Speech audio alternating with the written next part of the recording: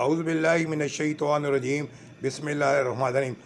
حضرت موسیٰ علیہ السلام کے حوالے سے ایک معجزاتی کارنامہ جس کا ذکر قرآن مجید میں موجود ہے۔ آج کا کارنامہ جو ہے اس کا نام ہے من و سلویٰ۔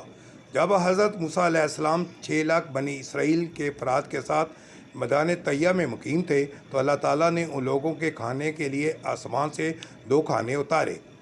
ایک کا نام من اور دوسرے کا نام سلویٰ تھا۔ من بالکل سفید شہد کی طرح ایک حلوہ تھا یا سفید رنگ کی شہد ہی تھی جو روزانہ آسمان سے بارش کی طرح برستی تھی، اور سلویٰ پکی ہوئی بٹیریں تھیں جو دکنی ہوا کے ساتھ آسمان سے نازل ہوا کرتی تھی۔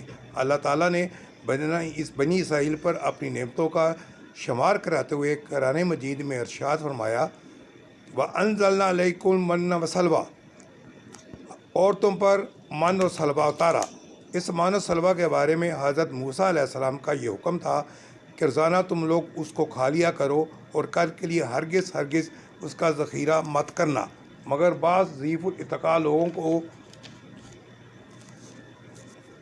یہ ڈر لگنے لگا کہ کسی دن من و سلویٰ نہ اترا تو اس بے آب و گیا چٹیل میدان میں بھوکے مر جائیں گے۔ چنانچہ لوگوں نے کچھ چھپا کر کل کے لیے رکھ لیا تو بنی نبی کی نافرمانی ایسی نحوست پھیل گئی کہ جو کچھ لوگوں نے کل کے لیے جمع کیا تھا وہ سب سڑ گیا اور آئندہ کے لیے اس کا اترنا بند ہو گیا۔